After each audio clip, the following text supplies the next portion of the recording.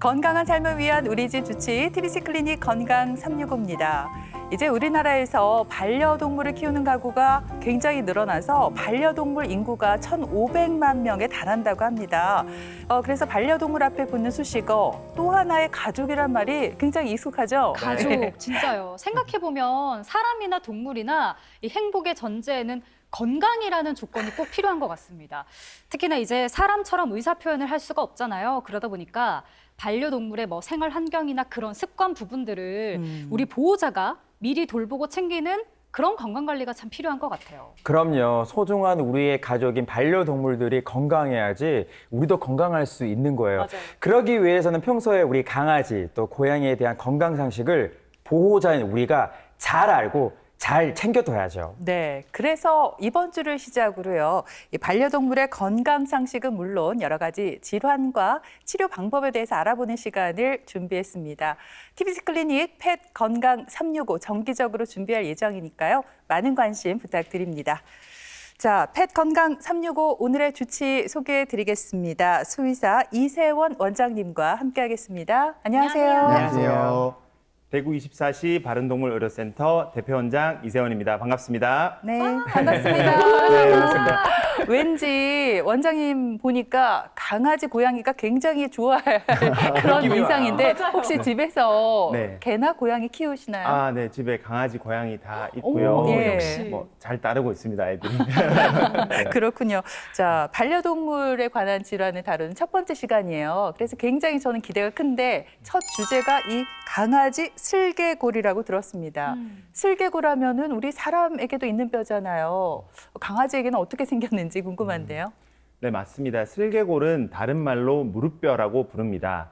그래서 슬개골은 무릎에 위치하고 있는데요. 네. 사람도 무릎에 슬개골이 있습니다. 그래서 간혹 강아지 앞다리에도 슬개골이 있나요? 이렇게 물어보시는 분들이 계신데요. 네. 그렇지 않고 뒷다리에만 있습니다. 어. 이 슬개골은 무릎을 펴는 기능을 합니다. 허벅지 앞쪽을 이루는 큰 근육인 대퇴사두근과 슬개골, 그리고 종아리까지 연결되어서 무릎을 구부리고 펴는 역할을 합니다. 슬개골에 문제가 있으면 말씀하신 대로 걷는데 이제 문제가 생길 수밖에 없을 것 같은데 그렇죠. 원장님 생각해 보면 우리 사람도 무리한 운동을 하거나 아니면 나이가 들면서 관절에 통증 느끼는 분들 많거든요. 맞아요. 우리 반려동물들도 마찬가지 아닐까요? 맞습니다. 강아지도 무리하게 관절을 사용하면 노화로 인한 퇴행성 변화가 나타나곤 합니다. 그래서 사람에서는 퇴행성 관절염이 가장 흔한데요.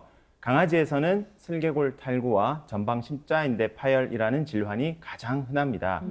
그래서 저희가 동물병원에서 근무하면서 네. 절룩거리는 환자가 오게 되면 두 가지 중에 하나를 생각할 네. 정도로 가장 흔하다고 볼 수 있습니다.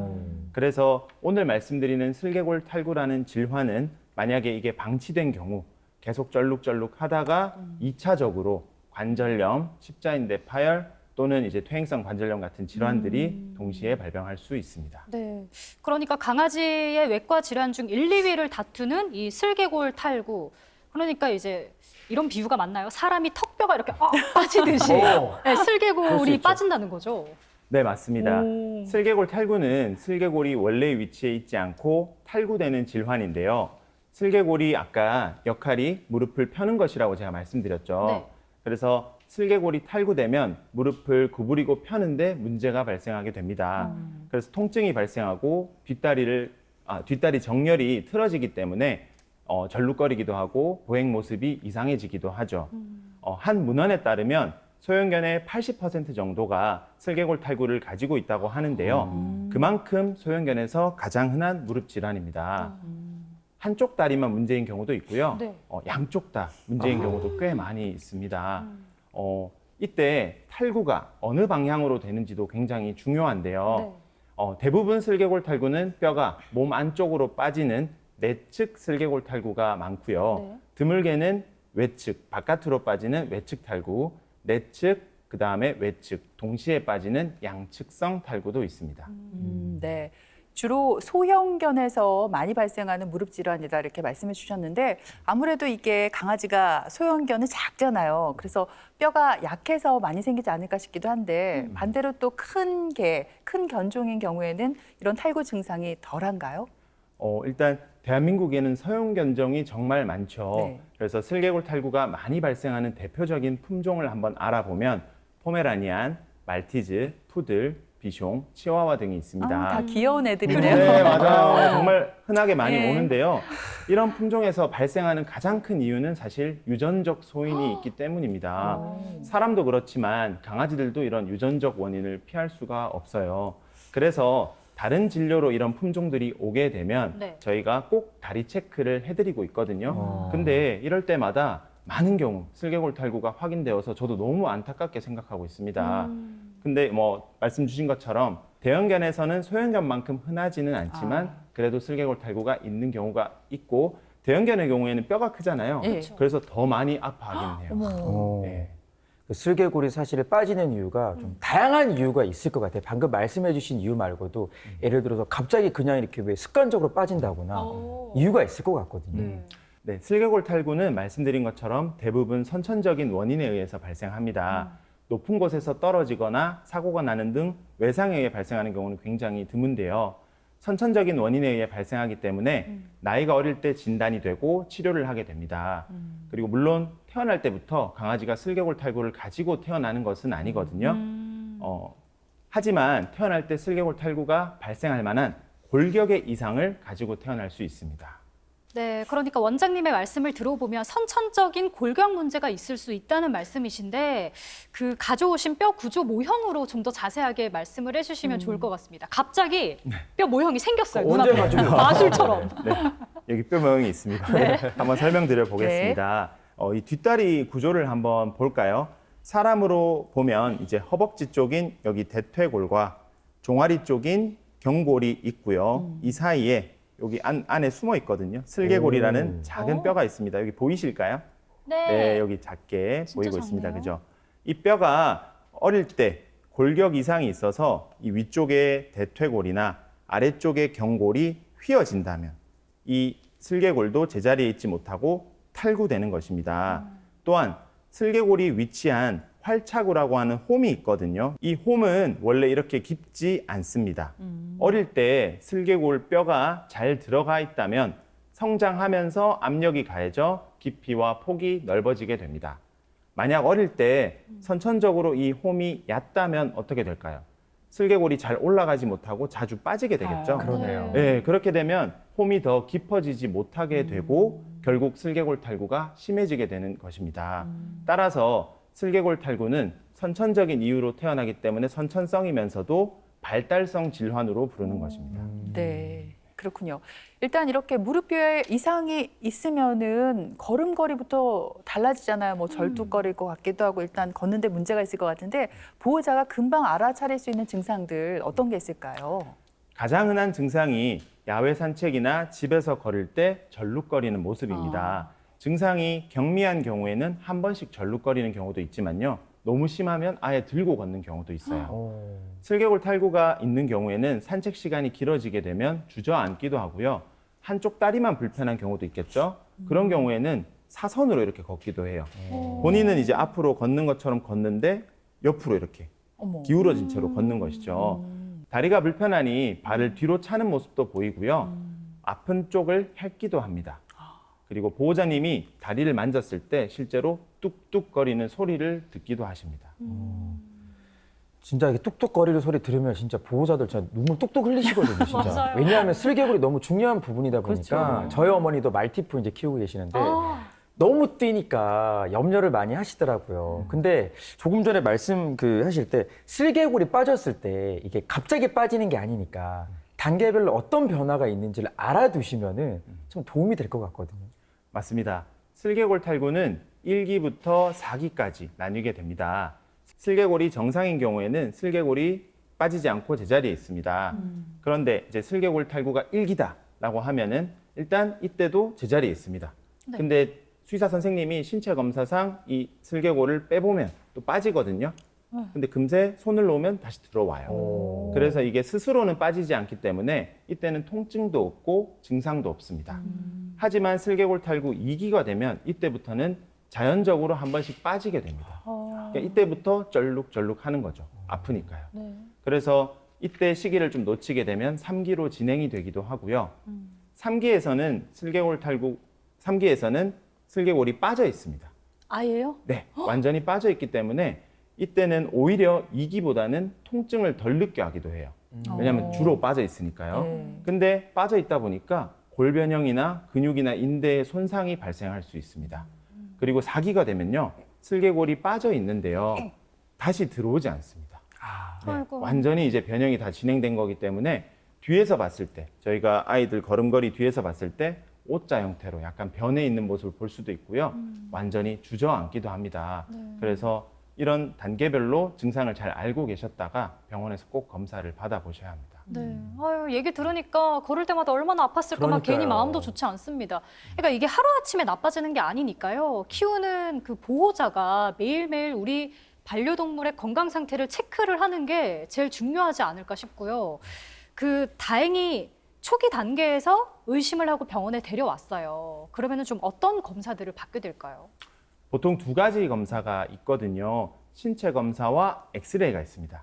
제가 질문 하나만 드려볼게요. 둘 중 어떤 검사가 저희가 확진을 하는 검사일까요?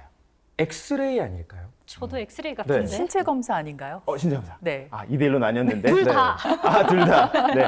일단 정답은 신체 검사입니다. 진짜요? 신체 검사. 네, 대부분 보호자님들이 이제 엑스레이로 알고 계신 경우가 많아요. 네. 의외죠. 네. 그래서 동물병원에서 간단하게 신체 검사로 체크할 수가 있거든요. 네. 아까 제가 1기에서 4기 설명드릴 때 따로 엑스레이에 대한 내용 설명드린 적이 있나요? 없었어요. 없었죠. 네. 오. 신체 검사 내용만 있었다. 네. 그죠? 맞아요. 그래서 말 그대로 신체 검사 상에서 슬개골 탈구가 어느 정도인지만 평가하면 슬개골 탈구 유무와 기수 판정이 끝이 나게 됩니다. 호호. 그렇다면 엑스레이는 필요가 없느냐? 또 그렇지는 않습니다. 네, 엑스레이로는 슬개골 탈구로 인해서 뼈의 변형이 어느 정도 진행이 되었는지, 또 다른 뒷다리 문제는 없는지 봐야 되고요. 관절염이 있는지 등을 평가하게 됩니다. 신체 검사는 어렵진 않아요. 그런데 수의사의 주관이 반영될 수 있기 때문에 숙련된 수의사의 평가가 중요하다고 할 수 있겠습니다. 방금 말씀하신 부분이 참 중요하겠네요. 숙련된 수의사를 만나는 맞습니다. 거. 네. 그죠? 네. 원장님도 한 분? 그중에? 네, 그렇다고 말씀드립니다. 네네네. 아니 그러면 만약에 슬개골 탈구가 의심이 돼요. 또 한번 체크해봐야 될 검사 내용은 어떤 게 있어요? 일단 여러 가지를 확인을 하는데요. 일단 신체 검사로 아까 말씀드린 슬개골이 내측으로 빠지는지 아니면 외측으로 빠지는지 아니면 양측으로 빠지는지 이런 것들을 확인하게 되고요. 또 연발음이라고 해서 아까 다리에서 소리가 난다고 말씀드렸는데요. 네. 그런 게 있는지 없는지도 봐야 됩니다. 또 슬개골이 신체 검사로 잘 들어가는지도 봐야 되고요. 정상적인 다리 각도로 움직이는지 저희가 신체 검사를 통해서 확인해 보고 있습니다. 그리고 십자인대 단열 유무도 같은 무릎 쪽 질환이기 때문에 확인을 해야 합니다. 네. 엑스레이 상으로는 또 뼈의 변형이 어느 정도 진행됐는지 확인해야 될 거고요. 그렇군요. 일단 이렇게 진단이 끝났으면은 탈구 단계에 따라서 치료를 받아야 되잖아요. 그럼 처음부터 또 수술을 해야 되는 건가요? 정상이거나 1기에서는 아무 치료가 필요하지 않습니다. 실제 1기에서 더 진행되지 않고 그대로 그 단계에 머무르는 경우도 많거든요. 그래서 1기에서 혹시나 2기, 3기로 갈까 걱정해서 예방적으로 수술하는 것은 옳지 않은 치료 방법입니다. 그리고 아까 말씀드린 3기, 4기에서는 네. 슬개골이 제가 빠져 있다고 말씀드렸죠. 네. 그렇기 때문에 사실은 통증 유무와 관계없이 이때는 골변형하고 근육 인대 손상이 발생할 수 있기 때문에 네. 통증 유무와는 관계없이 반드시 수술을 해야 합니다. 그리고 제가 2기를 이제 마지막에 말씀을 드리는데요. 예. 조금은 애매한 기수예요. 특히 이제 아까 신체 검사상 수의사의 주관이 좀 반영될 수 있다 말씀드렸는데요. 실제 2기로 진단이 되었을 때는 통증의 정도가 어느 정도인지가 굉장히 중요합니다. 절룩거리며 걷는 모습이 2, 3주 이상 좀 지속이 되거나 또는 한 달 안에 한 3번 정도 절룩거림을 봤다. 이 정도면 2기에서도 수술을 하고요. 이 정도에 미치지 못하는 정도다. 그러면 수술하지 않고 지켜보기도 합니다.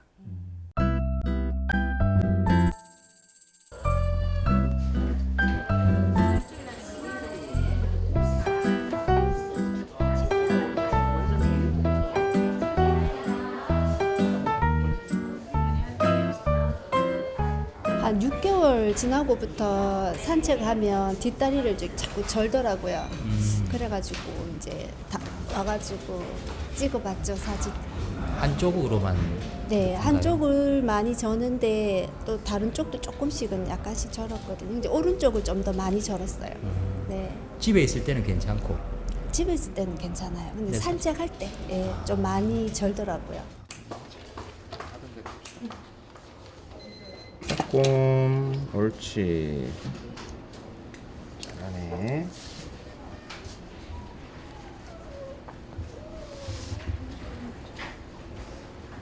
고추 반대로 씹어서 주세요.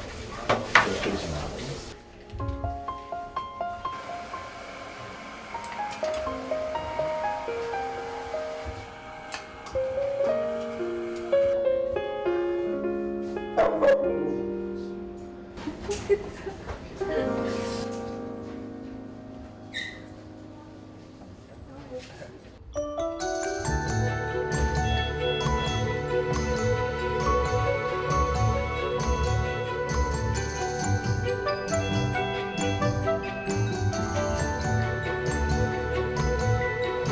저희가 뼈를 깎는 이런 경골 조면 이식이라는 수술법도 사용을 했는데요. 수술은 굉장히 잘 끝났고요. 지금 이제 남은 것은 저희 입원 한 5일 정도 하는데 입원하면서 잘 케어해야 되고.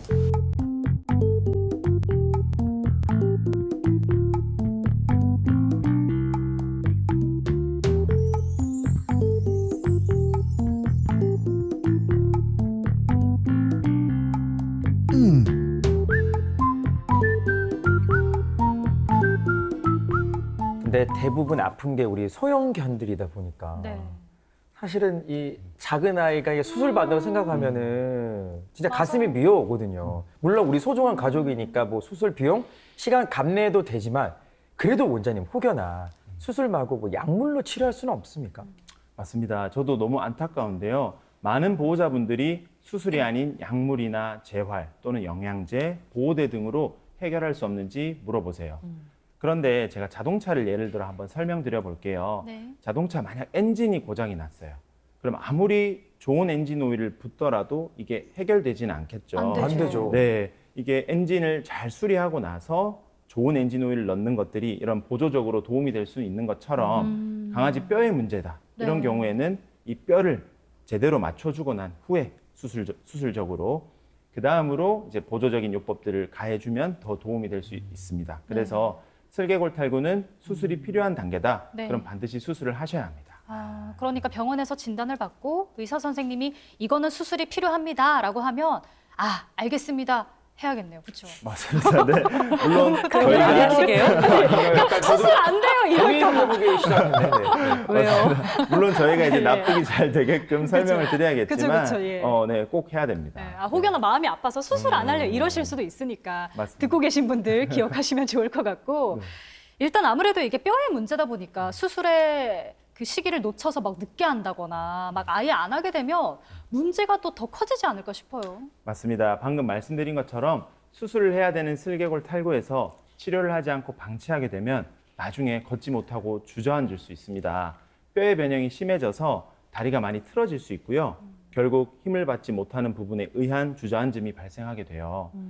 무릎 관절 구조물 중에서 제가 아까 십자인대 말씀드렸는데요. 네. 만약에 슬개골 탈구가 된 채로 계속해서 걷는다라고 보면 이 십자인대에 굉장히 비정상적인 힘이 계속 가해집니다. 네. 그러면 2차적으로 십자인대가 끊어지면서 슬개골 탈구, 십자인대 파열이 동시에 발생하는 아주 큰 문제 상황이 발생할 수 있습니다. 그래서 이런 부분 때문에라도 적기를 놓치시면 안 되고 꼭 검사를 잘 받아보셔야 합니다. 네, 그렇군요. 그렇다면 그 슬개골 탈구 수술만 잘 되면 수술 전처럼 완전히 회복할 수 있는지 궁금하고요. 또 나중에 혹시나 이게 재탈구가 될 가능성은 없을까요? 맞습니다. 일단 수술하면 괜찮아집니다. 네, 보행을 잘 회복할 수 오. 있습니다. 네. 그래서 탈구 수술이다 보니 말씀 주신 것처럼 재탈구에 대한 걱정을 가장 많이 하세요. 네. 그래서 일반적인 저희 논문상의 재탈구율은 10% 내외이거든요. 그런데 아무래도 국내에 소형 견종도 많고 슬개골 탈구 수술도 많다 보니까 이보다는 훨씬 낮은 경우가 많습니다. 그래서 수술하고 잘 회복하면 정상적인 다리로 잘 걸을 수가 있습니다. 그리고 이제 수술이 잘 끝나고 나면 집에서의 재활 회복도 굉장히 중요한데요. 우선 수술 후 초기 3일 정도는 냉찜질이 도움이 됩니다. 이후로는 온찜질을 하루 한두 번 정도 해주시는 것이 좋고요. 수술하고 나면 움직임이 줄어들기 때문에 살이 찔 수 있어요. 그럼 이제 먹는 걸 좀 조절해 그렇죠. 주셔야 돼요. 어머. 다이어트에 들어가야 되나요? 조금 적게 주시는 게 좋아요. 그래서 간혹 수술 끝나고 나서 되게 살쪄서 온 애들도 있으니까. 왜냐면 잘 먹이고 싶거든요. 맞아요. 아프니까 그렇죠. 저도 그래서 그 마음은 공감하지만 적게 주셔야 돼요. 이렇게 꼭 말씀은 드리거든요. 그래서 꼭 줄여 주셔야 되고요. 수술 후 4주 정도는 아무래도 초반 회복기다 보니까 충분한 안정과 휴식이 가장 중요합니다. 그리고 수술 방법 중에서 뼈를 자르는 수술이 들어갈 수 있거든요. 그러면 뼈가 붙는 시기 동안 조심해야 되기 때문에 8주 동안 특히 더 조심해야 됩니다.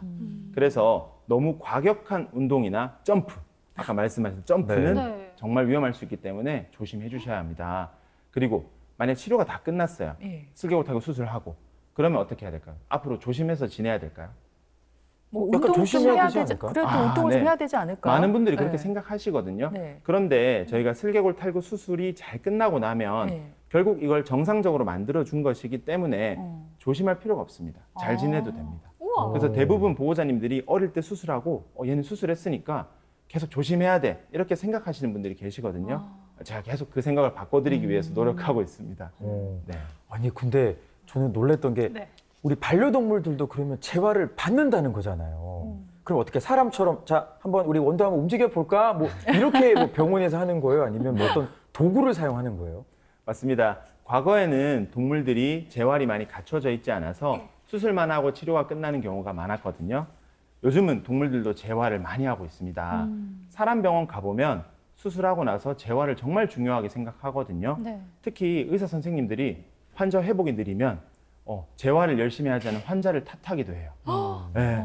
그래서 저는 탓하지 않는데요. 네. 동물에서도 정말 중요합니다. 그래서 특히 여러 종류가 있는데 뭐 극저온 치료라든지 레이저 치료, 체외 충격파 등 사람에서 하는 재활 기구들이 동물용으로 많이 나와 있고요. 우와. 또 좀 신기한 부분이 한방 침 치료를 하는 경우도 있습니다. 우와. 침을 나요? 침을 맞습니다. 네.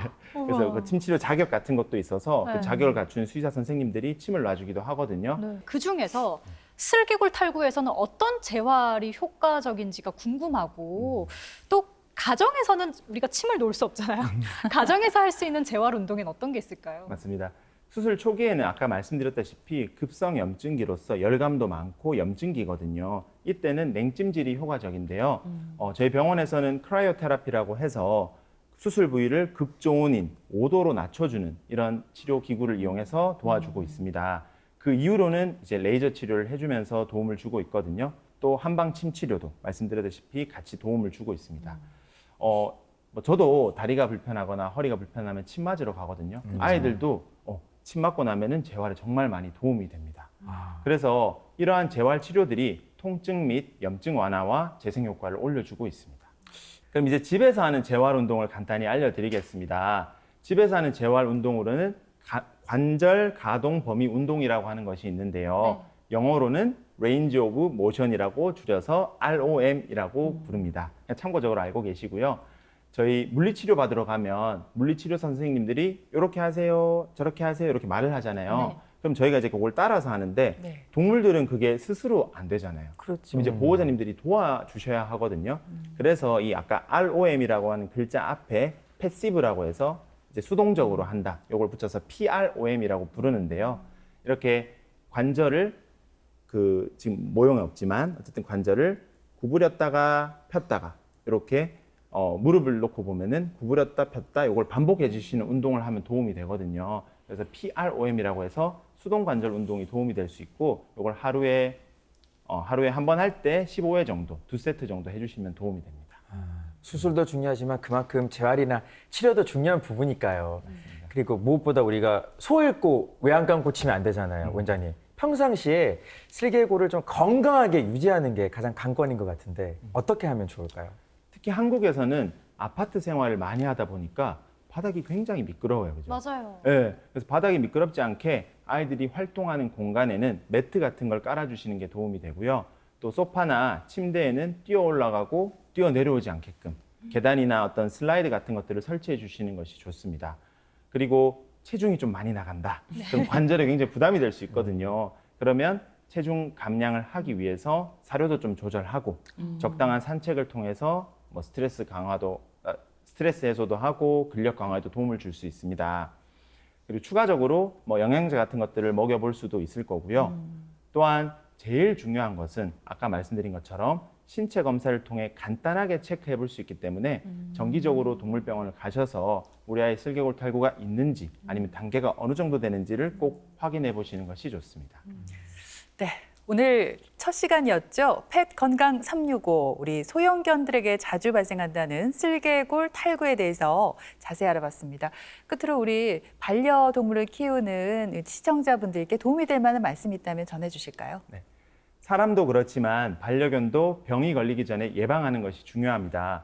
오늘 말씀드린 슬개골 탈구의 경우에도 미리 병원에서 검사를 잘 받아보고 확인하시는 것이 중요하고요. 펫 건강 365와 같이 반려동물 건강 정보를 알려주는 유익한 프로그램을 통해 미리 공부해 두시는 것도 큰 도움이 됩니다. 오늘 이렇게 보호자분들을 만나게 되어 너무 즐거운 시간이었습니다. 네, 저희도 굉장히 즐거운 시간이었습니다. 즐거웠어요. 네, 지금까지 수의사 이세원 원장님께서 수고해 주셨습니다. 오늘 잘 들었습니다. 고맙습니다. 감사합니다.